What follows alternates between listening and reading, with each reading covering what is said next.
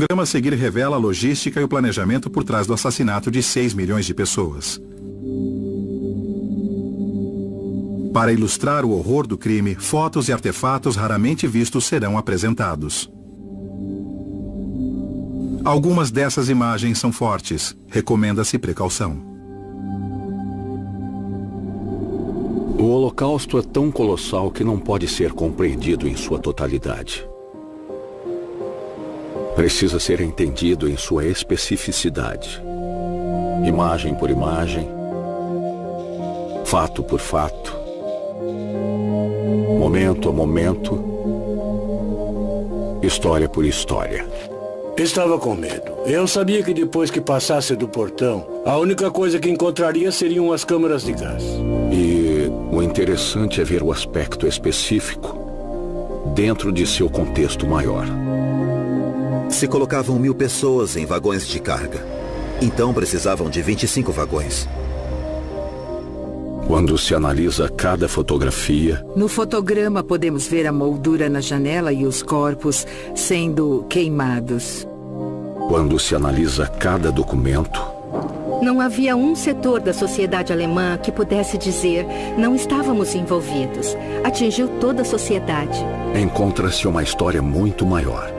Os nazistas apresentaram um tipo de revolução no mundo. Eles apresentaram um novo conceito, uma nova possibilidade. Eles apresentaram a possibilidade de eliminar um povo da face da Terra.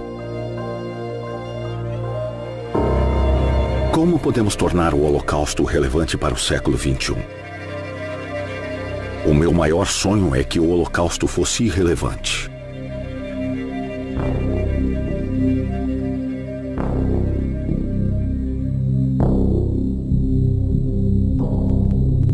Holocausto, execução do mal.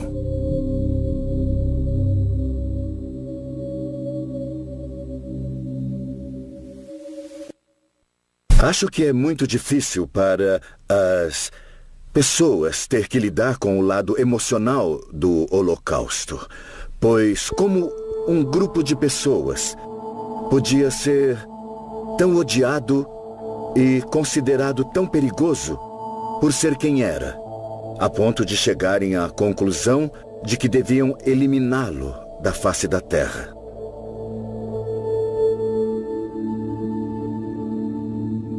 Para entender o Holocausto, temos que entender 6 palavras.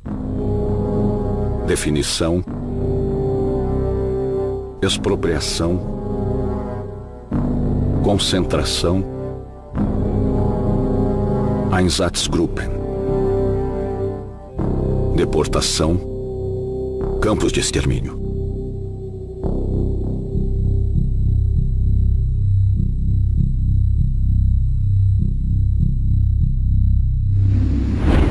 Definição. Costumamos definir os judeus por sua identidade, pelas tradições que praticam e pelas crenças que incorporam às suas vidas. Os alemães definiram os judeus pela religião de seus avós. Quando o regime chegou ao poder em janeiro de 1933, a parte mais radical e agressiva do movimento nazista, a parte mais extremista, queria eliminar os judeus de uma hora para outra. Alemães, livrem-se da dominação judaica! Alemães, livrem-se da dominação judaica! Então os alemães começaram a criar leis contra os judeus. Judeus não são bem-vindos. Logo, os judeus foram expulsos não apenas do serviço público, mas também de áreas da sociedade em que havia muitos judeus, como educação, universidades, professores, advogados, médicos. Os judeus se tornaram desnecessários. Leis de proteção do sangue de Nuremberg. No auge desse período inicial de legislação, surgiram as leis de Nuremberg para determinar oficialmente a cidadania na Alemanha, quem era e quem não era cidadão alemão. Mas foram oferecidas apenas as definições para não cidadãos, e as únicas pessoas definidas como não cidadãos da Alemanha eram os judeus. Nome dos passageiros. Eles foram obrigados a adicionar Israel como nome do meio para homens e Sara para mulheres a partir de 1938. O Cogumelo Venenoso. Livro infantil antissemita publicado em 1938. Em outros momentos da história, os judeus podiam se converter ou podiam se esconder ao adotar o estilo de vida do país anfitrião. Mas sob a teoria racial durante o período nazista, os judeus eram judeus por causa do sangue que corria em suas veias. Não importava o que estava em seus corações nem em sua mente. Só importava seu sangue. Segundo essa teoria, não poderiam se livrar dos judeus através da conversão, como fizeram durante a Inquisição, por exemplo. Só havia uma forma de acabar com os judeus, e era matando-os. Há uma trilha gigante que nos leva direto aos livros infantis nas escolas, aos filmes populares e a vários tipos de coisas que os nazistas fizeram que nem sempre estavam diretamente relacionadas aos judeus, mas que faziam parte de uma visão abrangente de mundo, em que os judeus não tinham lugar e chegavam, inclusive, a ser anti-humanos, anti-alemães, anti-arianos. Eles desempenhavam um papel negativo, portanto, tinham um lugar. E nesse lugar, finalmente, eles deixavam de existir.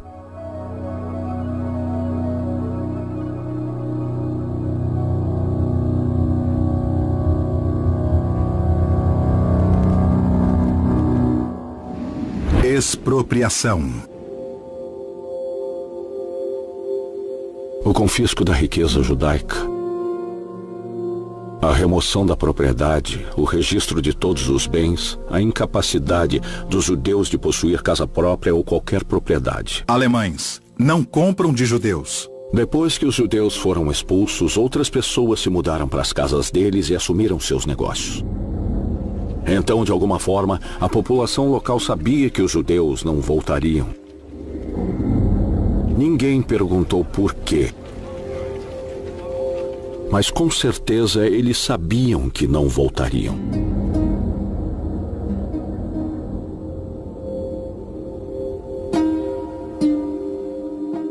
Um dos artefatos alemães mais marcantes para mim no nosso museu histórico é um jogo chamado Judenhaus, ou Fora Judeus. O jogo foi criado na Alemanha em 1936, no mesmo ano em que surgiu o Banco Imobiliário nos Estados Unidos, e também era um jogo para a família. Na caixa dizia que era para pessoas com idades entre 8 e 99, assim várias gerações da mesma família podiam se sentar à mesa e jogar. No jogo, cada participante tinha um pino, jogava os dados e andava pelo tabuleiro. Quem atingisse o objetivo primeiro vencia. E qual era o objetivo? O objetivo era expulsar o máximo de judeus de seu país.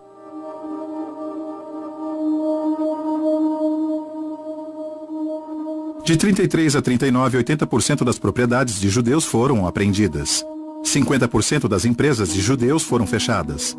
E 50% dos judeus foram desalojados. Eu encontrei um documento que era uma carta de uma mulher não judia escrita para a sogra sobre a Noite de Cristais, um massacre de novembro.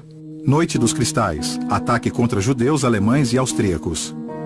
No início temos a impressão de que ela sentia pena dos judeus porque contava o que acontecera, como os nazistas haviam entrado nas casas dos judeus e saqueado tudo. Mas daí o tom mudava e ela dizia que ao ver tudo que fora jogado na rua, que fora retirado de dentro das casas dos judeus, então ela percebera que os judeus eram ricos e possuíam coisas que os não-judeus não tinham ou não tinham o suficiente.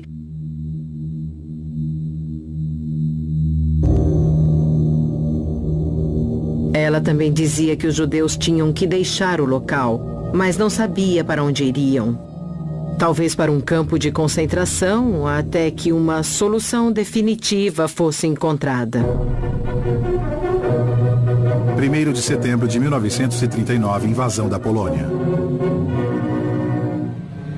E enquanto isso, na Polônia, as autoridades da ocupação civil têm um grande problema, a questão judaica. Durante anos, a subhumanidade judaica oriental tem entregado a Europa Ocidental ao crime internacional. Quando a guerra começou em setembro de 1939, não restavam muitos judeus na Alemanha. E o desejo de livrar a Europa dos judeus só veio a se concretizar com a conquista dos territórios onde os judeus viviam, começando pela Polônia em setembro de 1939. Não foram apenas vidas que foram perdidas, foram comunidades inteiras. Era um modo de vida em alguns casos. 33.771 pessoas foram baleadas pela Einsatzgruppen C. O Holocausto foi inimaginável e envolveu o uso de todo o conhecimento e entendimento existente no século XX com o objetivo de definir, expropriar, concentrar e, por fim, assassinar, aniquilar e destruir, além de tomar posse dos bens e propriedades de todo um povo.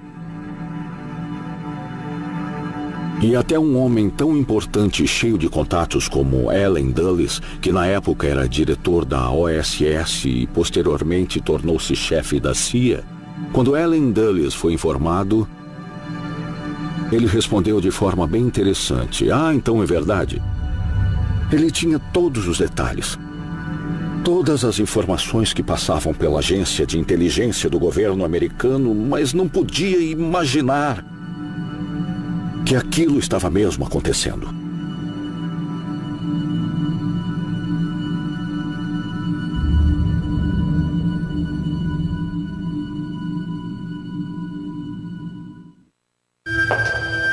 Museu Memorial do Holocausto dos Estados Unidos. Laboratório de Conservação.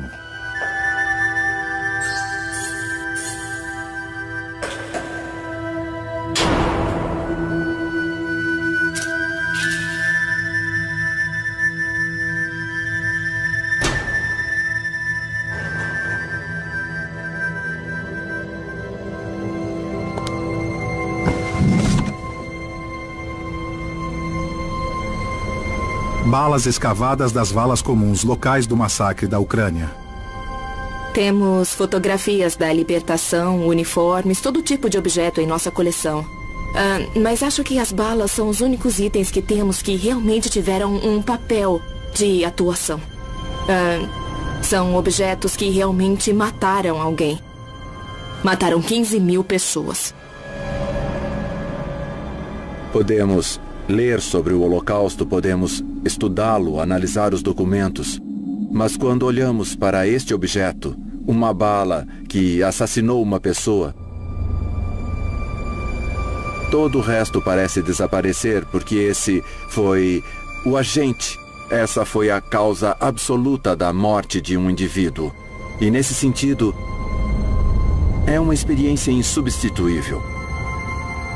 Olhar para a bala e contemplar o que ela fez. Einsatzgruppen.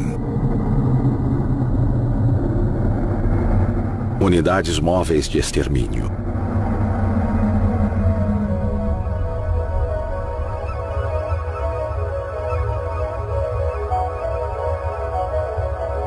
Eram homens que destruíam desenfreadamente aldeias, cidades, comunidades inteiras, pessoa por pessoa, de cidade em cidade, bala por bala, dia após dia.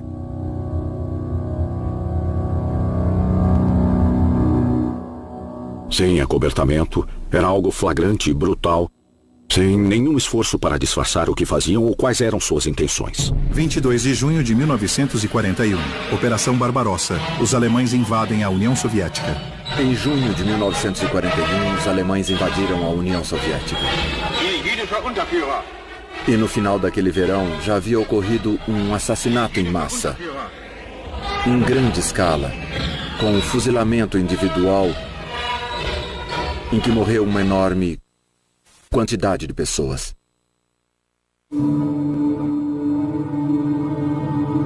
Nono Forte, Kaunas, Lituânia.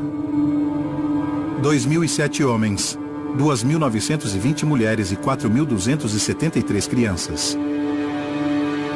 Fuziladas. 29 de outubro de 1941. Einsatzgruppen A.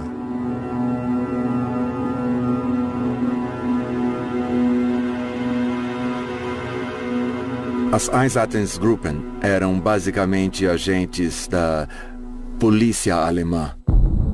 E no início do verão de 1941, começaram a matar os homens nas aldeias e cidades. As operações continuaram ao longo do verão de 1941 e perto do fim do verão, a natureza das vítimas mudou. Não matavam apenas os homens, também matavam suas esposas, mães, irmãs e filhos.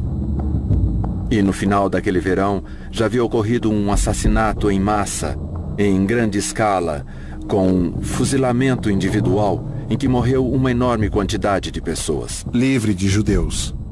Os alemães começaram a utilizar métodos de matança que eram bastante apropriados para o transporte geográfico e para o contexto das relações públicas das áreas em que operavam.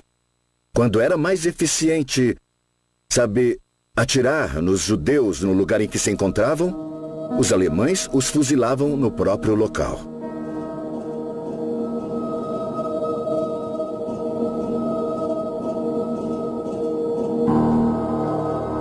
Em uma das fotos do que acreditamos ser um assassinato cometido pela Einsatzgruppen, vemos um soldado apontando uma arma para uma mulher que carregava o filho nos braços.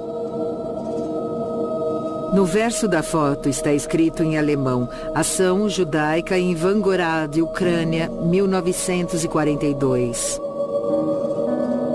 Essa foto foi interceptada, na verdade, no Correio Central de Varsóvia, onde funcionários da resistência abriam as cartas dos soldados alemães que escreviam da frente oriental para suas famílias na Alemanha.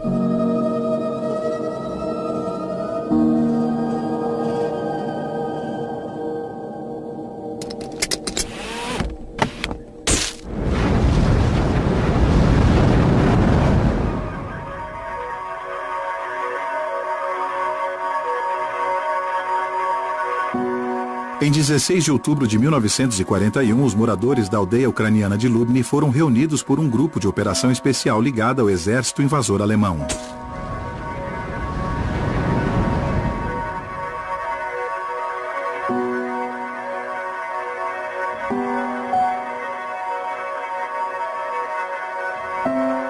Johannes Hill, um fotógrafo da propaganda nazista, documentou a ação.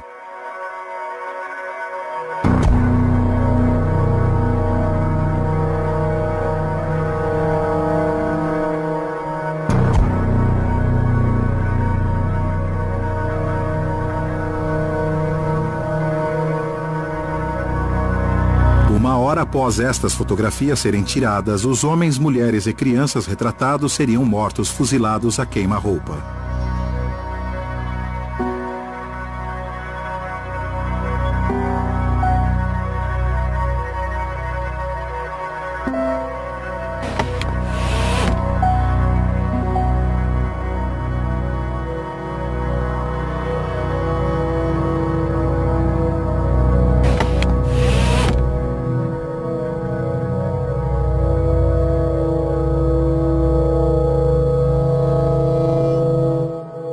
O fato de que esse fotógrafo sabia o que estava acontecendo com essas pessoas e o que ia acontecer com elas, enquanto registrava seus últimos momentos, na minha opinião, algo horripilante. Nem sei descrever. Ele sabia qual seria o futuro imediato dessas pessoas, a morte. E teve calma suficiente para focar sua câmera, determinar a abertura do diafragma e apertar o botão do obturador. Isso diz algo sobre a natureza dessas operações. Cortesia do Instituto de Pesquisa Social de Hamburgo. Quando pensamos em como retratar as unidades móveis de extermínio e os mortos no Museu Memorial do Holocausto dos Estados Unidos, Torre de Faces, houve uma divergência sobre o que mostrar.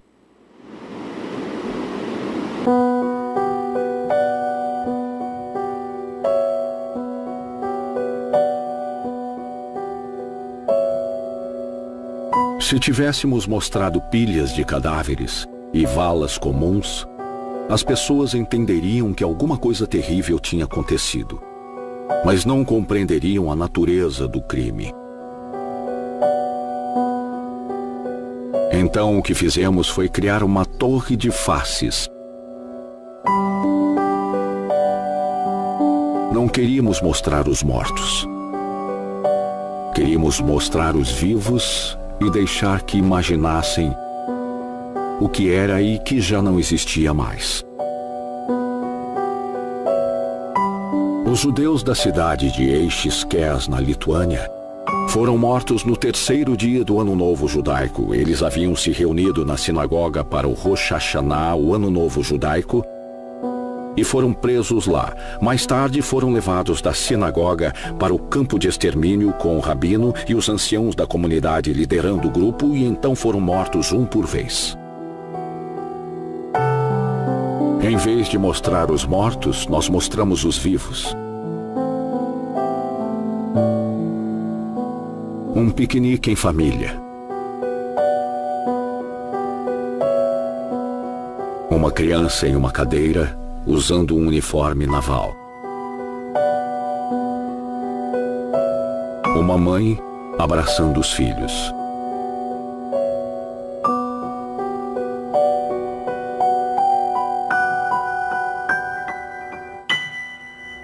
Toda essa vida erradicada em um dia.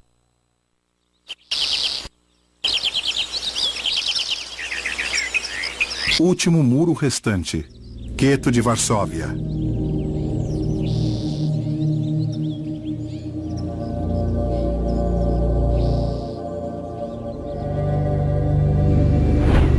Concentração. Primeiro, vamos pensar em concentração não como campos de concentração, mas como reservas que foram criadas para conter os judeus, para contê-los por um tempo. Gueto de Varsóvia. Então, embora todas as vítimas no fim tivessem o mesmo destino nos campos de extermínio, elas chegavam de diversas formas e em diferentes condições. Na Polônia, o processo de guetização durou do fim de 1939 e início de 1940 até 1942. Então, em 1943, quando os judeus chegaram aos campos, já estavam magros e sem recursos materiais. Aqui na Varsóvia, por exemplo, havia um gueto que ocupava 2,4% das terras da cidade de Varsóvia, mas continha 1/3 de sua população. Às vezes, chegava a abrigar até 500 mil pessoas e era algo que os soldados alemães tinham curiosidade de conhecer.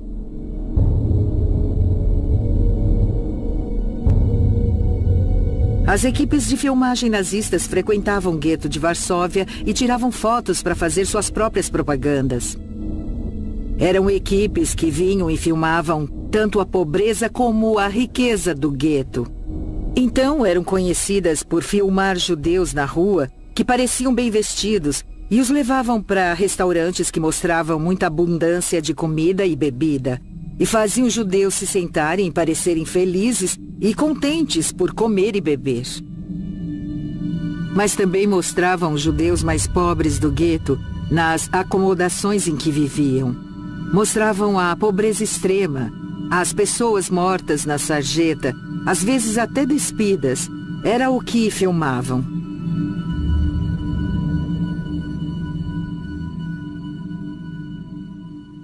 Alguns acreditam que o Holocausto surgiu já pronto. Eu não penso assim. Unidades prisionais e guetos forçados de 25 a 30 mil. Vejo muita improvisação, muita experimentação. Polônia ocupada, 6 campos, mais de 150 subcampos. Vejo muitos inícios e interrupções, com falhas e inovações. Alemanha-Áustria. Por exemplo, os campos de concentração foram desenvolvidos muito cedo e serviram para múltiplas funções. Uma delas era para servir como colônias penais, lugares para abrigar muita gente. Outra função dos campos de concentração era essencialmente proporcionar o trabalho escravo, o trabalho forçado para A indústria alemã.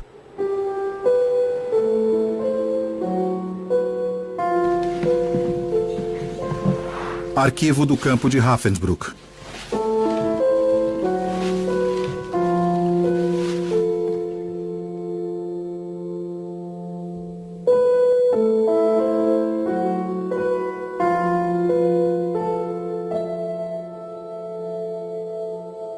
Os prisioneiros eram marcados de acordo com o motivo de encarceramento escolhido pelos nazistas.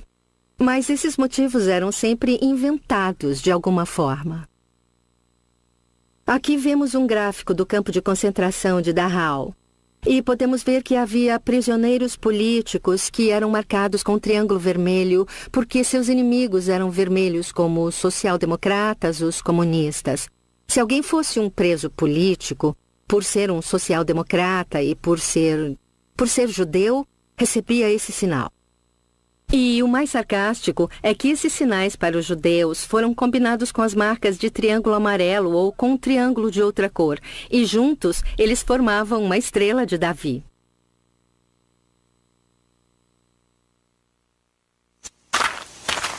Campo de concentração de Ravensbrück para mulheres. Maio de 1939, 867 internas. Janeiro de 1945, 45 mil internas.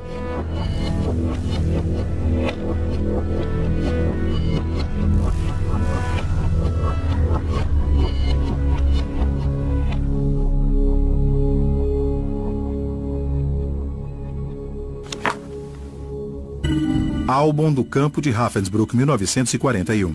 Existe um álbum completo com mais ou menos 92 fotos que a SS criou para mostrar ao mundo como era fantástico o sistema que utilizavam nos campos de concentração. O álbum é uma espécie de documento bizarro, porque não documenta a realidade de Ravensbrück, mas a forma como a SS queria representar o campo de concentração. Eu achava e continuo achando surpreendente como a função dos guardas da SS mudou com o tempo.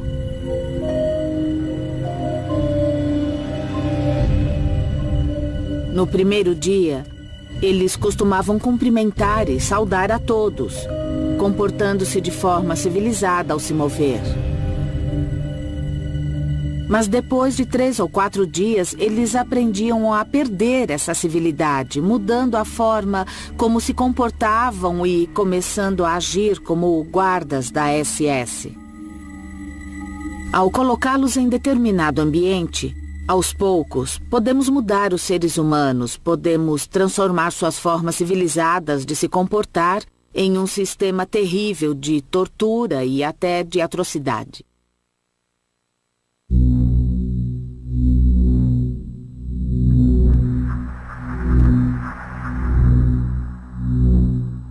Imon Gut, comandante da SS. Campo de trabalho forçado de Platzow.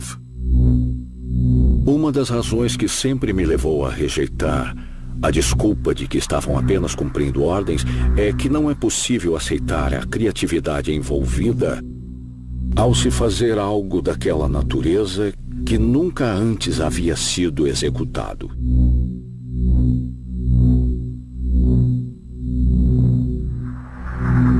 Gut descansando na varanda da vila com vista para o campo. Os nazistas criaram um vocabulário próprio para muitas coisas. Em vez de dizer assassinato, diziam tratamento especial, realocação ou cuidados especiais. Quando ouço tratamento especial, penso em remessas postais, mas eles pensavam em matar 1000 judeus. Reassentamento, realocação, além do rio, além das montanhas. Termos como esses eram usados, mas por trás deles ocorria o genocídio do povo judeu. A história de Imon Gut em Platzow foi dramatizada no filme A Lista de Schindler de 1993.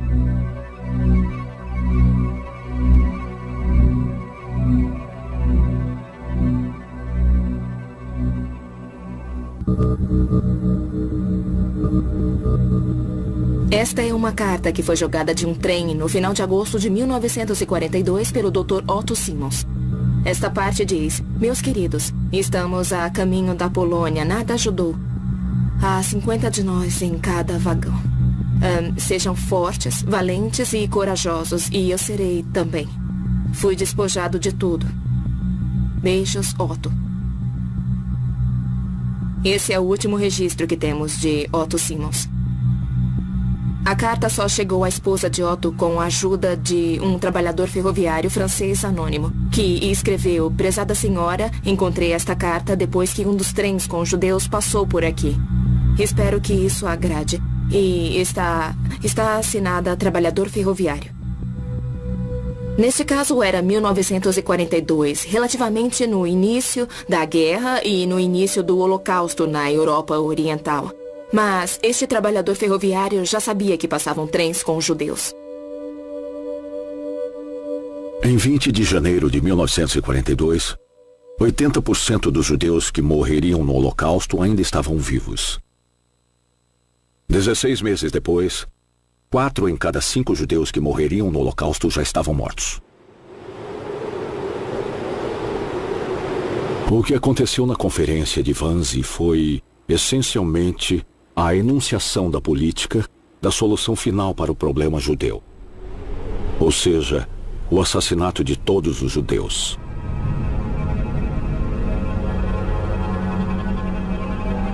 A SS montou esta casa em 1940 como uma casa para hóspedes e para conferências. Todos já sabiam que um assassinato em massa estava ocorrendo na Europa Oriental. Nenhum detalhe real foi discutido aqui na conferência de Wannsee. Houve apenas informações gerais sobre a decisão que fora tomada de matar todos os judeus europeus. Isso também mostra que toda a sociedade alemã se envolveu. Bem, a concorrência de Wannsee e, claro, o lugar onde ocorreu se tornou um símbolo, um ícone do assassinato premeditado e planejado dos judeus europeus. Assim, de diversas formas, a conferência é o símbolo de como os assassinos executivos agiram. Pessoas que não tinham nenhuma ligação com os presos executaram seu trabalho. O que houve foi que a organização do Holocausto começara. Eram as diretrizes para as deportações da Alemanha para a frente leste. Como deportar os judeus, o que fazer antes, como embarcá-los nos trens, tudo isso. O envolvimento de toda a administração, de bancos e de transportes. Então, não havia um setor da sociedade alemã que pudesse dizer: não estávamos envolvidos na deportação ou no Holocausto. Aqui vemos que atingiu toda a sociedade. Houve um envolvimento no Holocausto e no roubo dos deportados.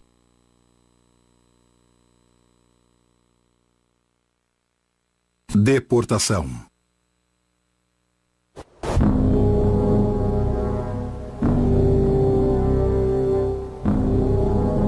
Os trens se tornaram um símbolo do Holocausto de forma tão dramática quanto os campos de extermínio. As ferrovias representavam a novidade, a nova forma de matar que os nazistas haviam inventado. Em retrospecto, os guetos eram um ponto de retenção. Era uma reserva para os judeus até que a infraestrutura para sua destruição fosse criada. Os trens se tornaram um elo indispensável, pois levavam os judeus do gueto, onde estavam concentrados, para onde havia sido deportados e forçados a ficar juntos. E o que acontecia com eles? Trens, deportação, aniquilação.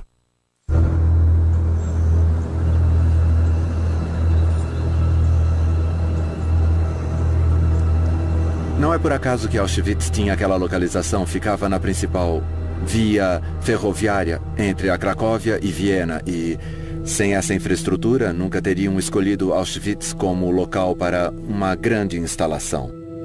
O mesmo vale para Treblinka, Sobibor e Belzec.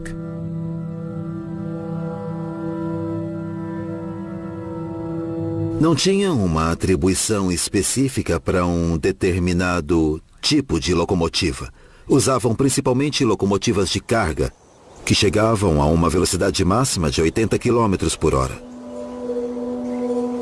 Mas quando um trem chegava com 50 ou 60 vagões, utilizavam um método de dividir o trem em grupos, de 10 a 15 vagões, para controlar o número de pessoas que desembarcaria quando fossem para o campo de concentração. Em um dia, eram transportadas de 8 a 10 mil pessoas. Então, a velocidade média era de 20 ou 25 km por hora.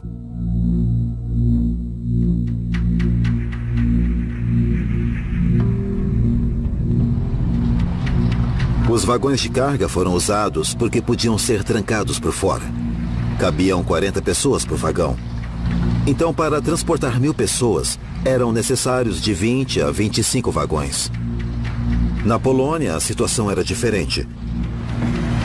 A polícia pediu às ferrovias que fornecessem um trem para 5.000 pessoas. 60 era o número máximo de vagões que podiam ser utilizados, de acordo com o regulamento, ou 120 eixos. Eram usados de 50 a 60 vagões, o que significava que havia de 100 a 110 pessoas num vagão.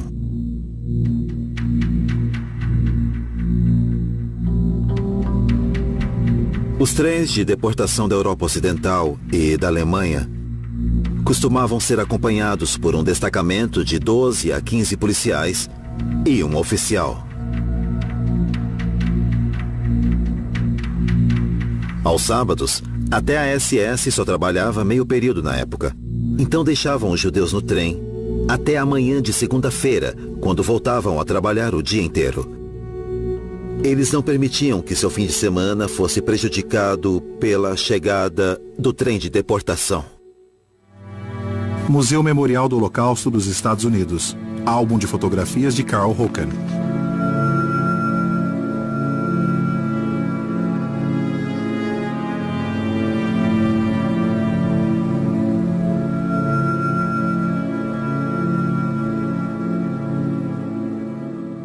Um dos verdadeiros horrores do Holocausto é a energia mental e a logística e também a destreza na implantação e na utilização de recursos escassos para obter o melhor resultado possível.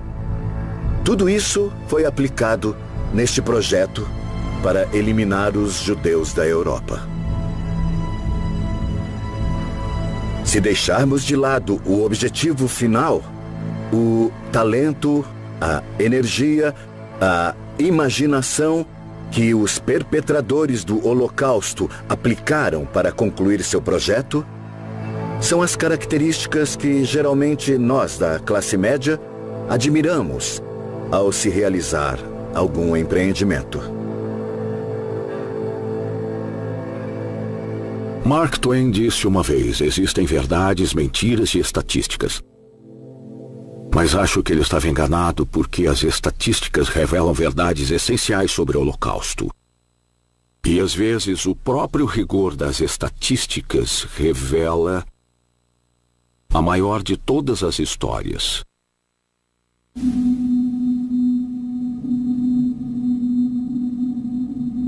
Quer conhecer os judeus húngaros? 437.402 judeus. 147 trens, 54 dias, do dia 15 de maio ao dia 8 de julho. Quer entender a deportação do gueto de Varsóvia? De 23 de julho a 21 de setembro. Novamente, 61 dias, 265 mil judeus enviados para Treblinka. Quer entender como os judeus de Belzec morreram? Um grupo de 104 judeus, 14 deles alemães, apenas 2 sobreviventes conhecidos. As estatísticas contam uma verdade brutal, dolorosa, específica e inevitável.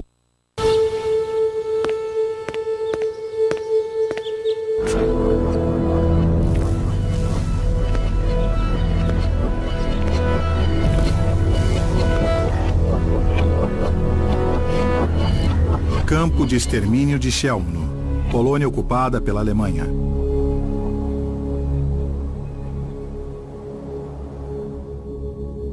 Campos de extermínio. Campos de extermínio.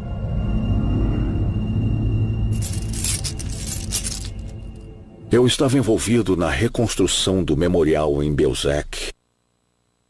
E nas valas comuns que descobrimos sob o campo, encontramos chaves. Uma série de chaves. Não costumamos pensar na chave como algo poderoso, mas vou contar o que essa chave pode representar. A vítima saiu de casa numa manhã e esperava voltar um dia. A casa ainda estaria lá e a pessoa ainda estaria viva. Museu Chełmno. E tudo voltaria a ser seguro. Poço de escavação. Museu Memorial de Chełmno. Quando alguém morre com as chaves e é enterrado com elas, entendemos que essa pessoa nunca imaginou o que o destino lhe reservava. Artefatos de escavação.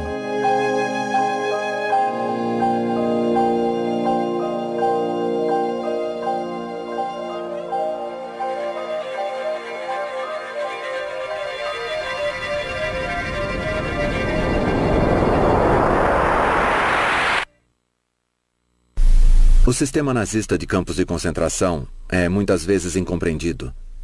Muitos confundem campo de extermínio com campo de concentração e acreditam que ser enviado para um campo de concentração era uma sentença de morte. Isso não é verdade. Muitos sobreviveram aos campos de concentração e poucos sobreviveram aos campos de extermínio. Sobibor está localizado em uma parte bem remota da Polônia. Mas era uma visão tão estranha e assustadora que, mesmo enquanto o Holocausto ocorria, os alemães decidiram que este lugar nunca poderia ser visto nem conhecido. Então eles destruíram todo o campo.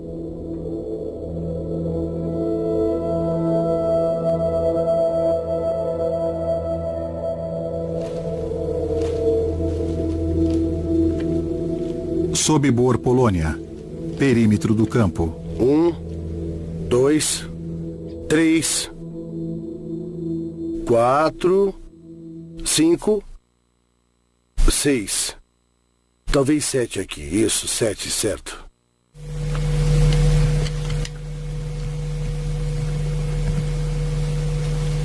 Encontramos aqui os buracos dos postes. 3 linhas de buracos. Podemos ver uma linha aqui, até aquelas árvores. De um lado não encontramos nada. Agora, do outro, encontramos vários objetos. Encontramos pedaços de dentes e de ossos humanos nessa área aqui. E isso é muito importante para nós porque saberemos o que foi que aconteceu aqui. E esse é o nosso objetivo.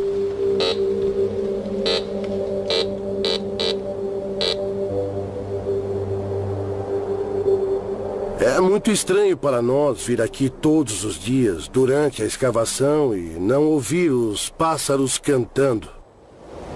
Não há pássaros aqui. É difícil de entender porque na região de Vlodova podemos ouvir vários pássaros, mas nesta parte do campo não há nenhum pássaro. Por quê?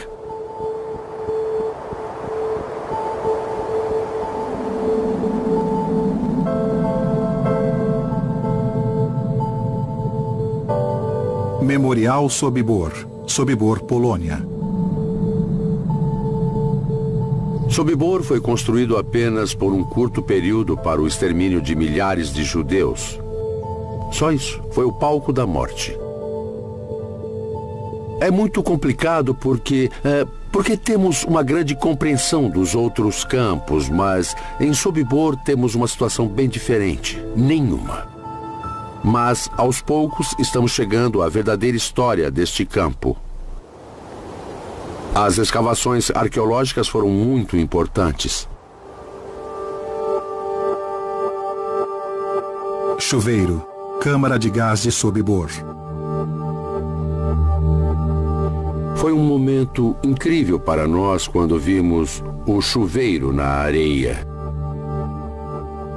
Este lado do chuveiro deve ser e é para mim o símbolo do Holocausto. Realmente trata-se do Holocausto.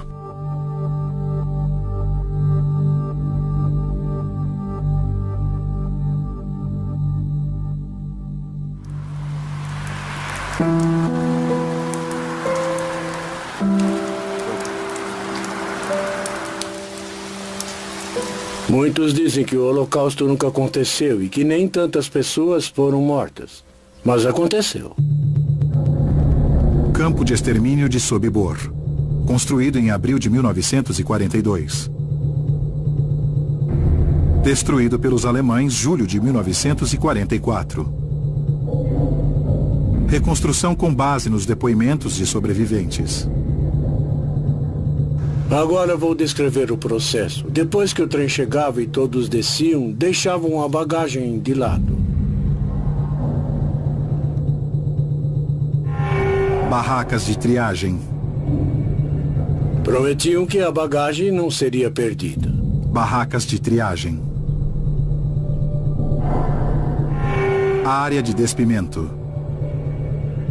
Um alemão, fingindo ser um médico, e usando um avental branco, ou às vezes um uniforme branco, fazia um breve discurso. Ele gentilmente pedia desculpas. Mas por razões sanitárias dizia que precisavam tomar uma ducha. Barracas de corte de cabelo.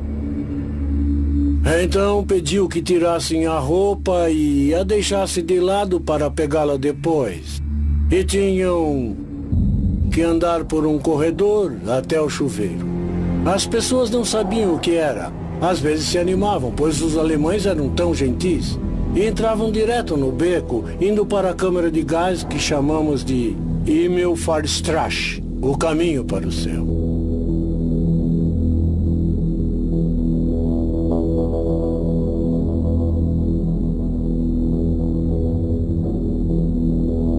Câmara de gás. Talvez 1 ou 2 minutos depois que começaram a soltar o gás, depois que acionaram o motor, eu ouvi um grito bem alto. Mas depois diminuiu.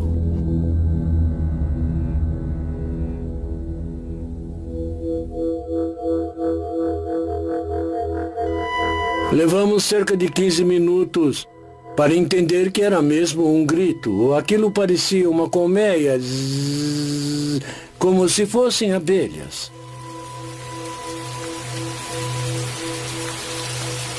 Então ficava tudo em silêncio.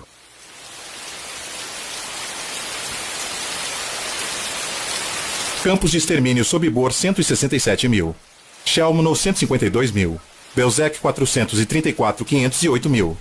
Treblinka 925 mil. Auschwitz 1 milhão.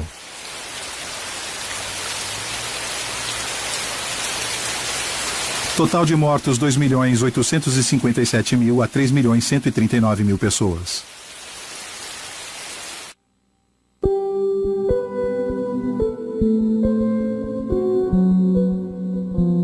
Em fevereiro de 1940, os nazistas começaram a publicar no governo geral da Cracóvia esta revista colorida em polonês chamada Ilustrowany Courrier Polski, ou Correio Ilustrado Polonês.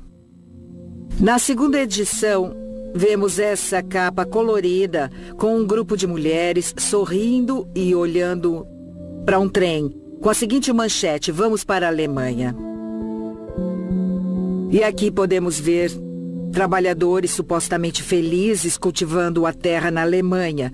Uma fila de pessoas indo para o trabalho.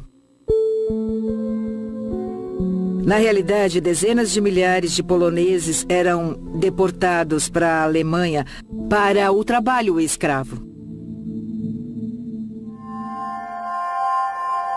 Pensando bem, Holocausto é o nome dado ao assassinato dos judeus europeus.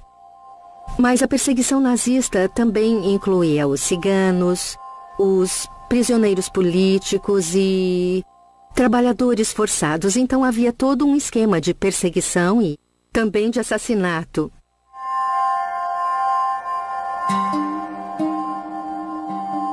A noção de trabalho forçado e o Holocausto, eles se relacionam, eles interagem de alguma forma, mas também são diferentes, são distintos de outra forma.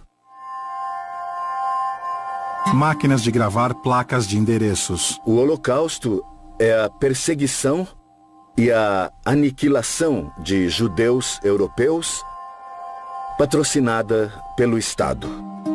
A definição não inclui vítimas não judias. Dito isso, em 1945 havia nada menos que 8 milhões de trabalhadores estrangeiros, a maioria trabalhadores forçados. Isso atuando dentro das fronteiras alemãs. Estamos aqui no Berlin Underworld Association, um dos abrigos do período da Segunda Guerra Mundial. O que estamos vendo é um antigo armário de adrema, que eram as máquinas de gravar placas de endereços. É de uma fábrica que ficava em Tempelhof, em Berlim. Muitos anos após a guerra, encontramos este armário com várias gavetas cheias de cartões feitos de alumínio. Por isso ainda podiam ser lidos no ano 2000. Havia 12 mil cartões, 12 mil nomes. 12 mil cartões no total e 4.700 trabalhadores escravos. Em cada cartão estava escrito o nome do trabalhador e de onde ela ou ele vinha. Tenho vários cartões de identificação na minha mão. Em cada um deles há uma pessoa registrada. Aqui, por exemplo, temos Alicia Kulesza. Ela era da Polônia. Pelas datas, vejo que ela nasceu em 1928 e veio para a fábrica de Lorentz em 1945. Então, ela tinha 17 anos.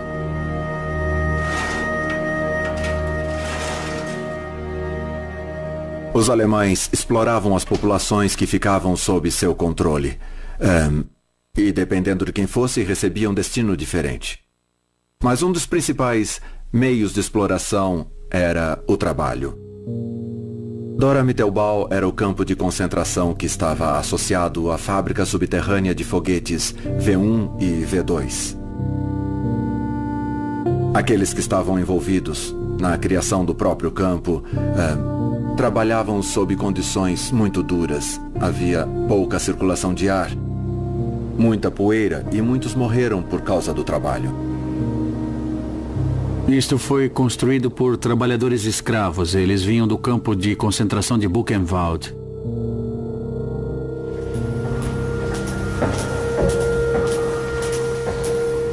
A área onde estamos fica sob uma montanha. Era totalmente segura contra as bombas dos americanos ou britânicos.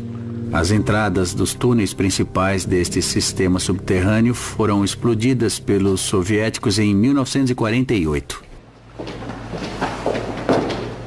Hoje podemos ver apenas 3 ou 4% de toda a fábrica subterrânea.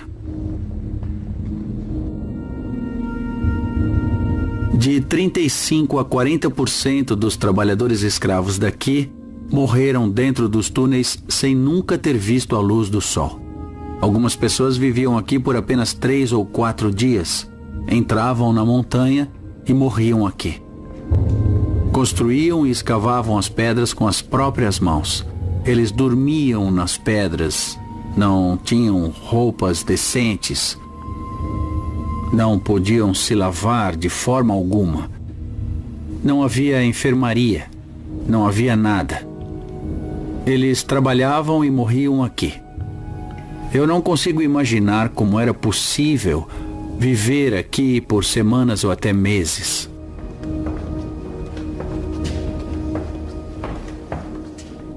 Aqui podemos ver que há água, são 4 metros de profundidade. E acho que sob a água há muitos restos de peças dos foguetes que eram produzidos aqui.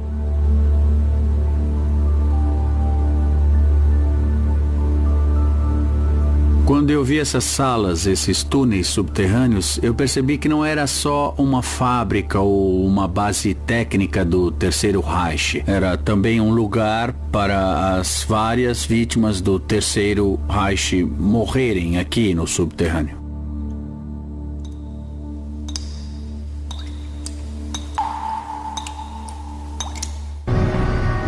Foto de reconhecimento aéreo dos aliados, 26 de junho de 1944, Auschwitz-Birkenau. O Holocausto é a busca constante e incessante por matança que atingiu estágios cada vez maiores de perfeição.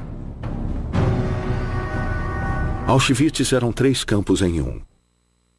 Uma colônia penal, um campo de trabalho escravo e um campo de extermínio. A colônia penal era Auschwitz I, utilizada principalmente para abrigar prisioneiros poloneses. Auschwitz I. Buna Monowitz e 40 subcampos eram campos de trabalho escravo. O terceiro campo era Auschwitz II, ou Birkenau, que era o campo de extermínio. Birkenau. Então descobrimos que havia uma relação muito complexa entre o trabalho escravo e os centros de extermínio. O trabalho escravo drenava toda a força mineral. Então os mandavam para o centro de extermínio, onde morriam. Esta é uma das plantas originais da construção do complexo do campo de Auschwitz-Birkenau.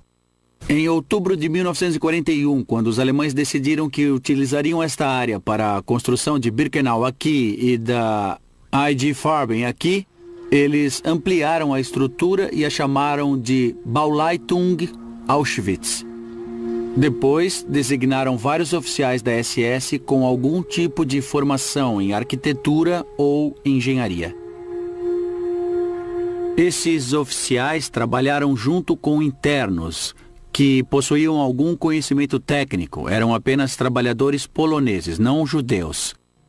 No final, quem aprovou os mapas e assinou as plantas finais foram os diretores do Departamento de Construção da SS. Ao analisarmos um documento original nazista, quando encontramos uma assinatura verde, normalmente é de alguém importante na hierarquia. Himmler aprovou esta planta aqui em 23 de outubro de 1941.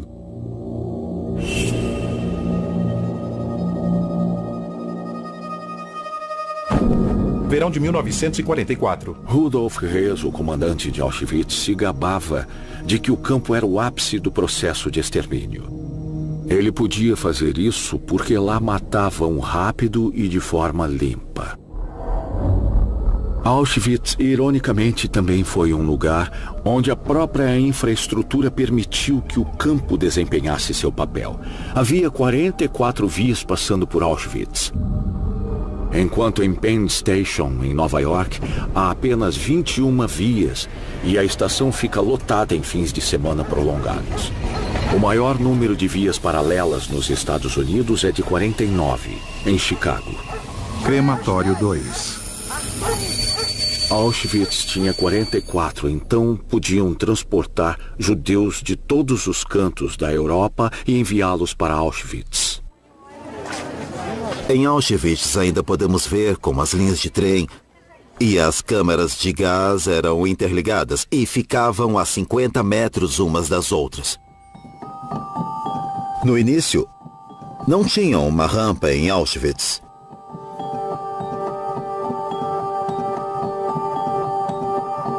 Tinha apenas uma plataforma de madeira na estação de carga. Os judeus saíam dessa plataforma e andavam a pé, a céu aberto, por 3 quilômetros até o campo de extermínio.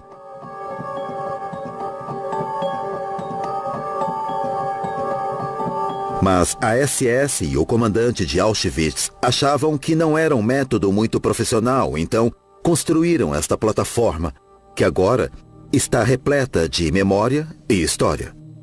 A rampa que conhecemos, com o portão sobre a via, só entrou em operação no início de 1944. Toda a operação em Auschwitz se tornou o símbolo do Holocausto para muitos. Um dos motivos é que, devido à natureza do campo, havia muitos sobreviventes e suas histórias foram contadas especialmente no Ocidente. Número total de barracas 277. Número de beliches de madeira 36. Internos por barraca 500. Internos por beliche de 5 a 6. Na ex-União Soviética, quando se fala sobre o Holocausto, Auschwitz não é mencionado. Seu holocausto foi o fuzilamento de judeus próximos de suas casas. 4 câmaras de gás. Capacidade diária de processamento 8.000 planejada, 6.000 por dia. Trata-se mais da memória e de como foi construída.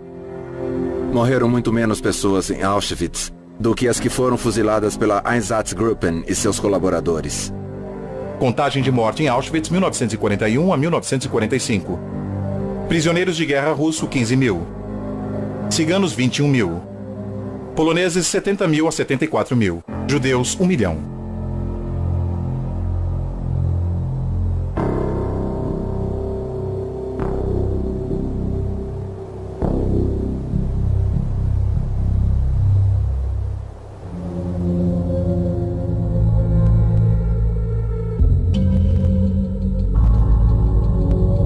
Apresentação ao campo de trabalho.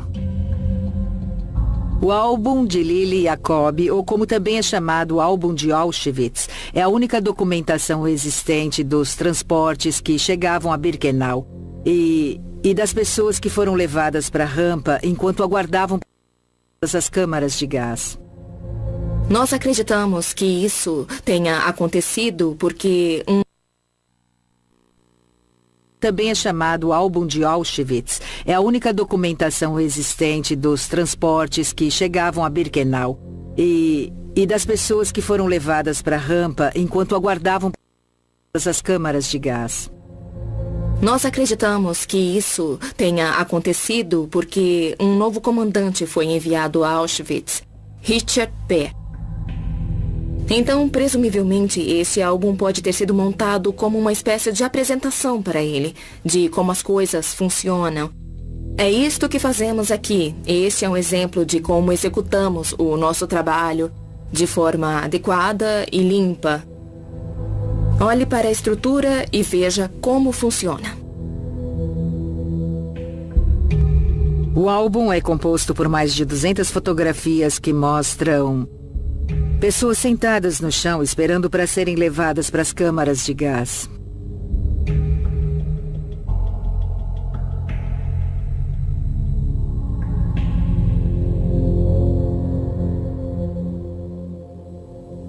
Vemos homens e mulheres sendo selecionados na rampa. Mulheres na chegada. Vemos as pilhas de seus pertences. É óbvio que as fotos foram tiradas por um fotógrafo oficial, porque os diferentes ângulos são do alto de um trem, como se olhasse para baixo, para as multidões reunidas na rampa. Reassentamento de judeus na Hungria. As fotografias foram muito bem impressas, com uma bela caligrafia descrevendo todas as imagens da chegada e da seleção.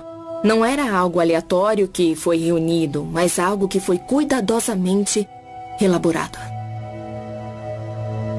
Judeus húngaros a caminho da câmara de gás para serem executados.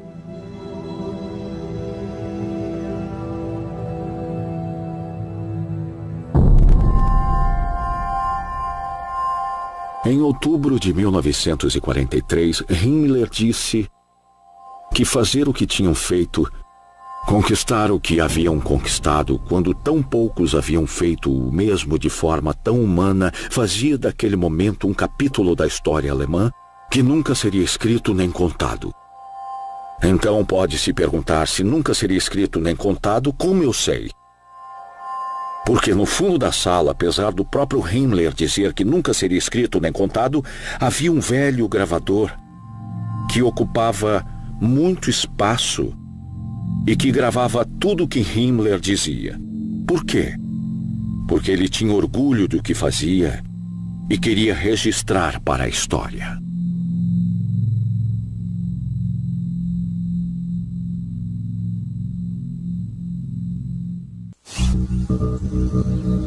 Crematório 4, Campo de Birkenau, 1943.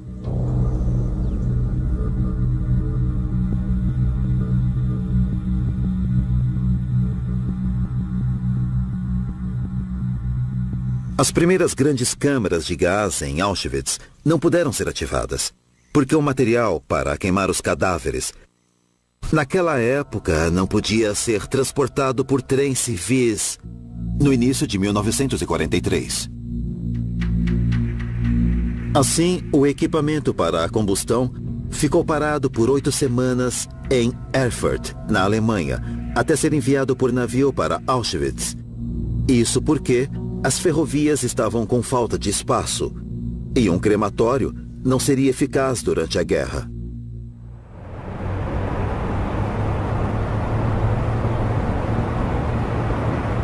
Estamos no antigo prédio da administração da empresa Topf e Filhos. Este foi o escritório do planejamento e agora é o lugar da memória. Ao todo, a Topf e Filhos entregou 25 fornos com 76 câmaras de incineração.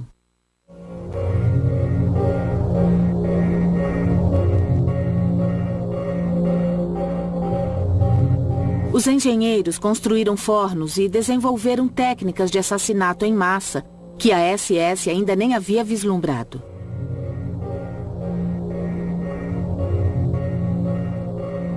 Em Auschwitz-Birkenau foram construídos 4 crematórios. As câmaras de gás ficavam no porão nos crematórios 2 e 3. Para substituir o ar envenenado pelo ar fresco, eles precisavam de um sistema de ventilação. E esses sistemas também foram feitos pela Topf e Filhos.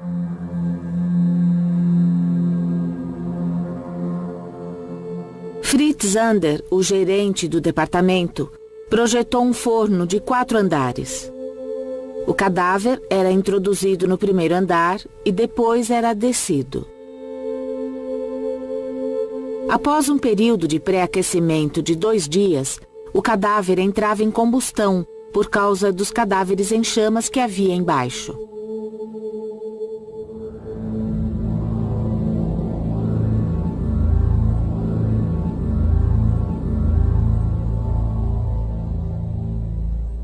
Estamos no antigo escritório de planejamento do local onde Kurt Prüfer trabalhava.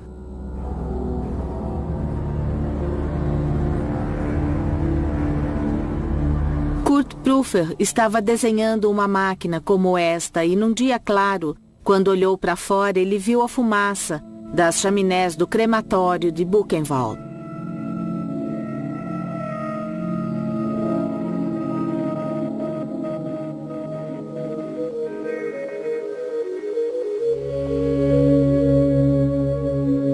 Quando Kurt Prüfer construiu o forno para a SS, ele queria aumentar a sua renda e queria ser reconhecido como um bom engenheiro.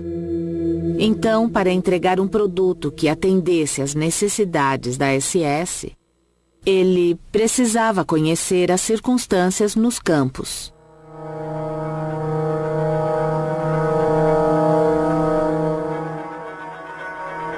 O gás Zyklon B precisava de uma temperatura de 26 graus para se tornar fatal.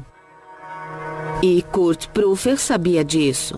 Portanto, ele sugeriu à SS que pré-aquecesse as câmaras de gás com o calor desperdiçado dos fornos em Auschwitz-Birkenau. Ele trabalhou no projeto em seu tempo livre em casa. Fornos entregues à SS. 26 fornos com 76 câmaras. Máximo de cadáveres por câmara, 8. Máximo por câmara por dia, 800. Em maio e junho de 1944, o número de pessoas envenenadas a gás e depois queimadas em Birkenau atingiu o limite. Eram mais de 132 mil por mês. Para dar conta da quantidade de cadáveres, fogueiras foram acesas.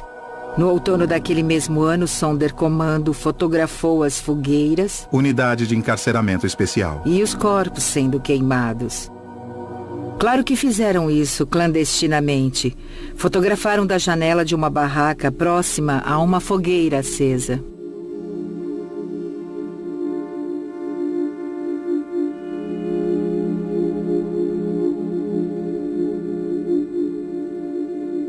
Mas foi só bem mais tarde, na década de 1980, que o fotograma completo da imagem foi visto. No fotograma podemos ver a moldura da janela e, através da janela, conseguimos ver os corpos sendo queimados.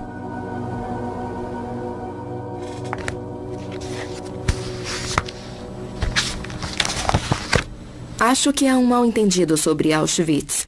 De que a SS, que trabalhou lá, só supervisionava os internos e levava as pessoas para as câmaras de gás, o que não é verdade. Os oficiais dedicavam seu tempo, seu trabalho, e quando acabava, haviam feiras de livros e jogos da SS. Há registros de que deviam manter os cães na coleira e garantir que as guardas mulheres não deviam visitá-los em seus aposentos sem supervisão.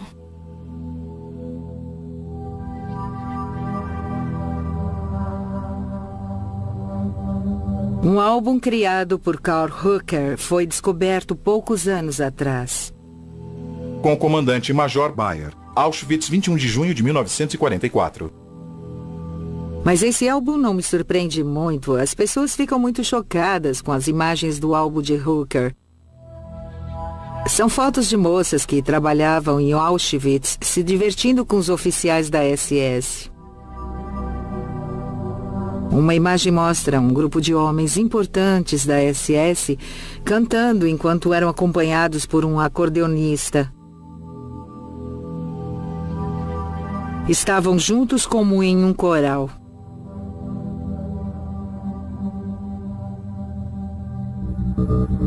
Neste álbum encontra-se uma das poucas fotos de Mengele, o médico da morte, retratado em Auschwitz. Dr. Joseph Mengele, capitão da SS, diretor médico.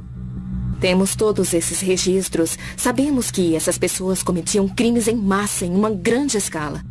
Então seria muito mais confortável e reconfortante vê-los no ato, cometendo o crime. Mas o álbum não mostra isso. Por que a surpresa? Isso aconteceria se achássemos que os nazistas eram monstros com chifres. Eles tinham os fins de semana de folga e se divertiam. Eles se distraíam. Passeavam com seus animais de estimação. Bebiam, festejavam.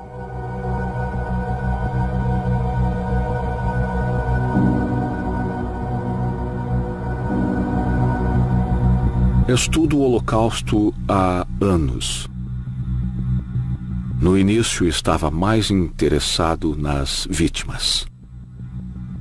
Queria contar sua história e o que acontecera a elas. Com o tempo, vi que não poderia contar a história das vítimas sem contar a história dos assassinos. E fiquei fascinado, não pela falta de humanidade dos assassinos, mas pela humanidade deles.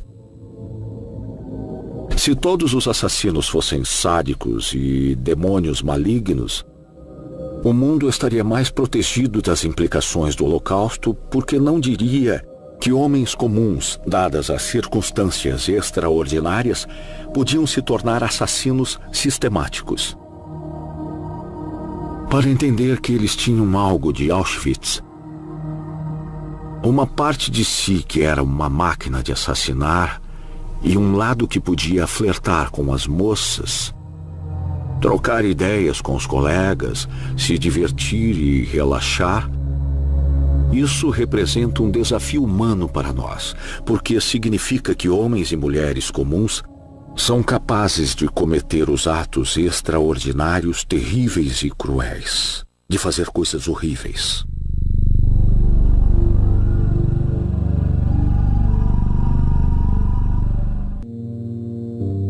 Campo de concentração Buchenwald após a libertação.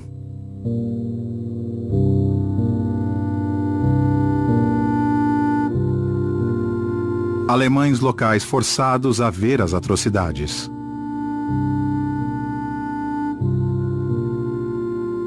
15 de abril de 1945. Muitos alemães que tinham acesso à informação e sabiam sobre os campos de concentração ficaram chocados com a enormidade, com a grandiosidade, com o horror que presenciaram.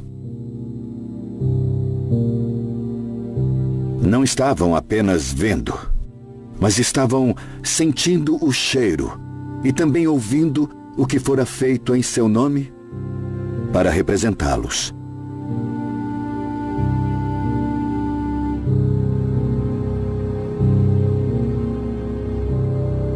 E para criar uma conexão, hoje, com os alemães, que são netos ou até mesmo bisnetos dessa geração, ainda há a questão de que aquilo foi feito em nome da Alemanha. Estes são alguns dos artefatos que foram encontrados. É uma parte de sua história. Podem ser contra, mas precisam lidar com isso. Não é apenas a história de seu país, é a história de sua família.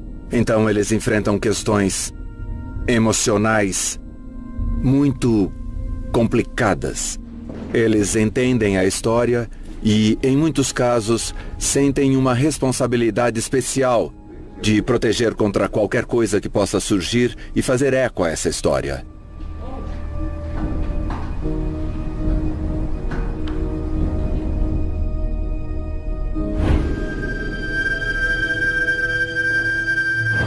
Arquivo. Serviço Internacional de Rastreamento Bad Arolsen, Alemanha. 17.500.000 arquivos e vítimas mortas ou deslocadas pelos nazistas entre 1933 e 1945.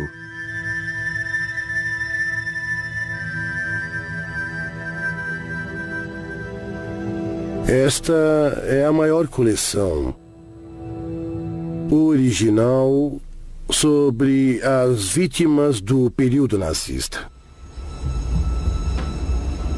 Nos campos de concentração como Dachau, Buchenwald, Bergen-Belsen e outros, tudo foi escrito pelos nazistas.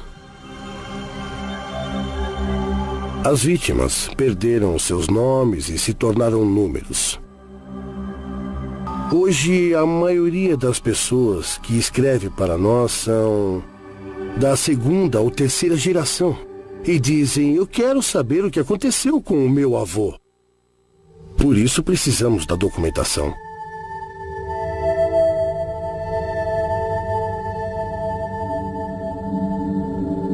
Lista de relógios roubados dos deportados.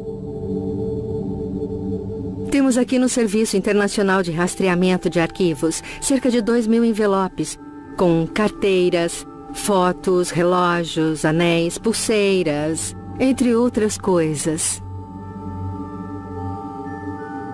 Agora estamos fazendo uma nova identificação dos objetos. É muito difícil porque primeiro precisamos identificar as pessoas nas fotos. Às vezes, nos envelopes originais dos campos, onde havia uma burocracia eficiente, encontramos o nome do interno. Aqui vemos que era um interno do campo de concentração de Neuengamme. E ele deixou este pequeno relógio, um anel e outros objetos de valor que não estão mais neste envelope, ou seja, foram levados. Campo de concentração de Sachsenhausen, Oranienburg, Alemanha.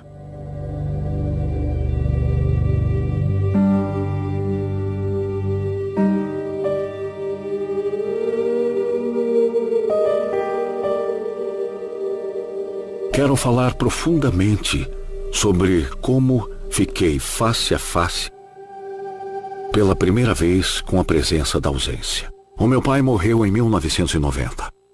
Eu sou um judeu religioso, então observamos o período de luto e ficamos em casa recebendo as visitas durante 7 dias, o que chamamos de Shiva. Na primeira sexta-feira à noite, nós sentamos para jantar e no sábado não ficamos de luto. Eu estava lá, meus filhos estavam lá, minha esposa estava lá, minha mãe estava lá, minha irmã estava lá.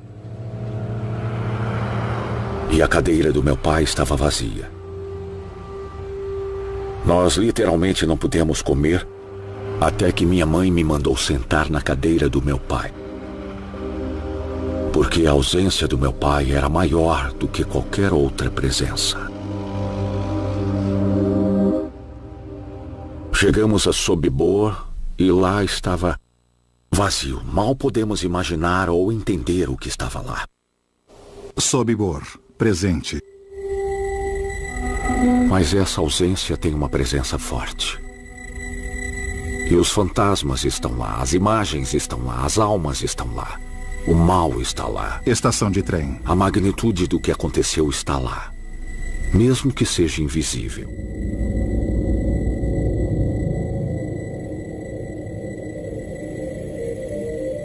Se olharmos hoje para os locais de destruição, há um paradoxo. É a presença da ausência. É a ausência da presença. Vemos algo e o que vemos também é o que não está lá. E se não vemos algo, então essa presença paira sobre nós de uma forma extraordinária. Museu Memorial do Holocausto dos Estados Unidos. Pense no que viu. Eu não sou judia. E que eu saiba, ninguém da minha família lutou na Segunda Guerra. Então eu não tenho muita conexão pessoal com isto. Mas lido com esses artefatos todos os dias e não posso evitar a formação de um elo pessoal.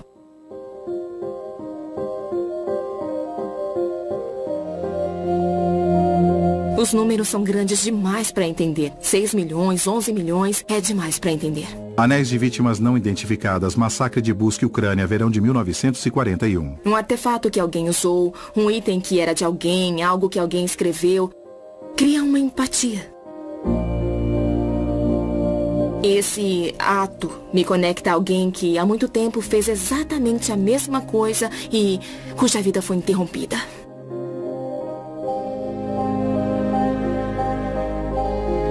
Acho que os números não provocam tanta emoção.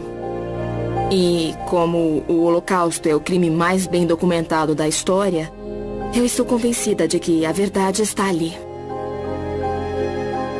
Talvez eu nunca saiba por quê, mas há algo ali que vai me ajudar a impedir que isso aconteça de novo. Tem que haver.